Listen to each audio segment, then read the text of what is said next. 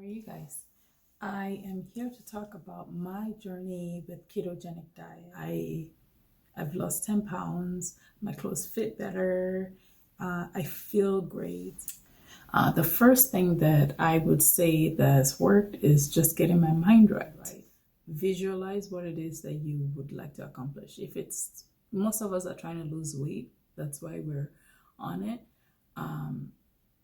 Visualize what it will look like when you've reached your goal, and visualize what it will look like when you are healthier or you've reached your health goal or whatever goal that you have that you're using ketogenic diet for. Visualize how you will feel, how you will look, how things will be, and what other things you'll be able to accomplish just because you accomplished this goal. Getting your mind right. The second thing that I think is that's the secret sauce, preparing your meals ahead of time. The worst thing you could do on a ketogenic diet is to go to work 8 hours, come back home, and there's nothing for you to eat. I think one good thing about keto is that you're never crazily hungry. But if you are restarting it again, I think the best thing you can do for yourself is to meal prep. Have 2 meals ready for you to go. The way I do my ketogenic diet is that for breakfast, Monday through Friday, I do bulletproof coffee. In my bulletproof coffee, I do instant coffee. I know it's, probably like not the best, but I do instant coffee, Nescafe. I grew up having Nescafe, but I don't think it's the same kind, but I digress. I work. So Monday through Friday, that's my breakfast. Saturday and Sunday, I do a 3-egg omelet. I usually do like mushroom, grilled onions, some other kind of veggie in it, and a protein. So either sausage links or bacon if I have. And then for lunches and dinners, my meal prep comes in handy. So I have 1 packet for lunch for work and the other meal.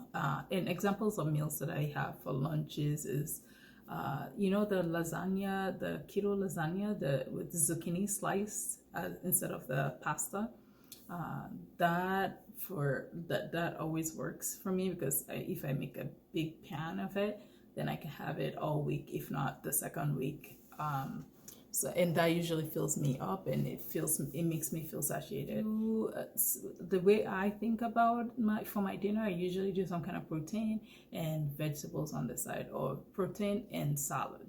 So that's it. And then in between meals or late at night, I definitely have a sweet tooth, like late at night. So I will do like strawberries cut up and like strawberries and chocolates, or nuts and chocolate. Like I said, I'm a sweet and salty kind of girl.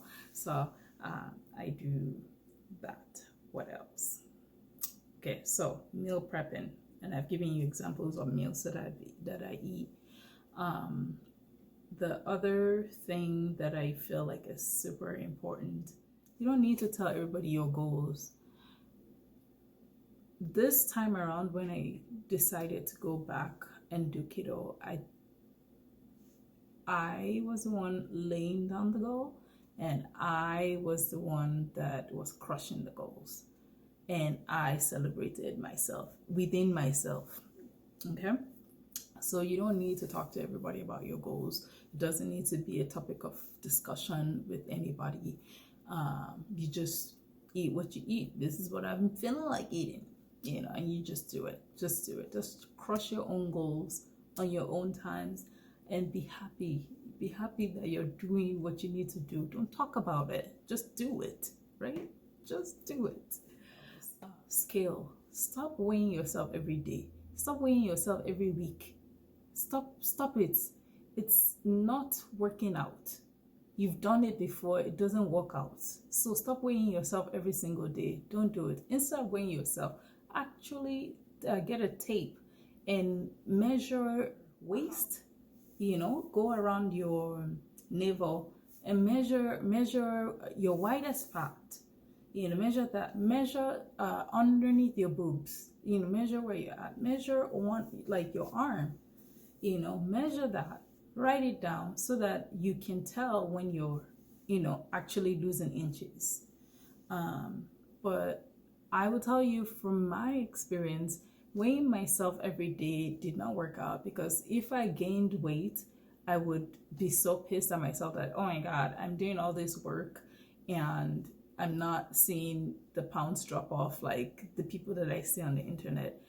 You don't know the people on the internet. You don't know what they're doing, so you need to like mind your own business. And if weighing yourself every day is not working out for you, don't do it. I stopped doing it. I only weigh myself like maybe every 3 weeks or every 2 weeks. Even I try to hide the scale from myself so that I'm not tempted to weigh myself every single day. It doesn't work, because even when I do lose weight, then I feel like I should celebrate that I've made some, and I'm still in the 180s. So like there's nothing to celebrate. You've not achieved enough of your goal to be having a custard at Culver's or anywhere else. Yeah, so my thing that has worked for me is to just not check my, if you're tempted to know if you're doing well or not, just get the tape out. You probably, get the tape out and measure, but don't step on the scale. Don't do it. Okay. I think the last thing I wanted to talk about is this idea that is, for some of you, having a physical like manifestation of your goal is very, very important, right? But for some of us, I think that more than physical manifestation, like losing the weight, like more than that, I think creating habits, creating good little habits is actually way more important in our life for what God has planned for us, if you believe in God.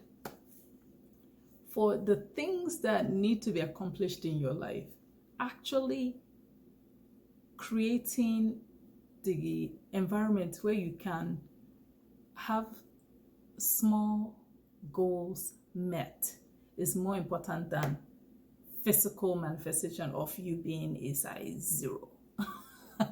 Right? Okay, so what I'm saying is that we need, for a lot of us, we need to actually be better at setting goals for ourselves and showing up for ourselves. We need to, create that environment where we're actually accomplishing smaller goals, to accomplish small goals consistently and let that be part of who you are. Like that you, Kemi, the kind of Kemi there is the Kemi that crushes goals, that accomplishes things. We want to accomplish great things in 2020, and getting our diet together would give us the energy, it will give us the ability to be able to do other things that demand our physical, body and mental body, so if we can accomplish this goal of eating better, making better choices, that then we can show up for ourselves in other parts in our careers. And for some of us, keto is the first step to actually starting to work out and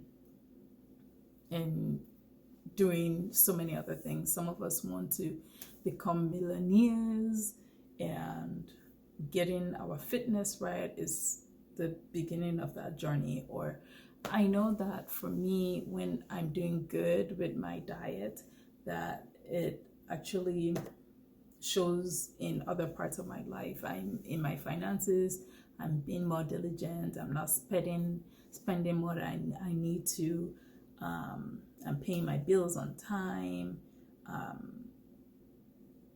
filling in my budget and checking. I made this video to encourage myself, but also to encourage you guys to show up for yourself. Do it. Do it for you. Do it for other people that'll be inspired because you showed up for yourself.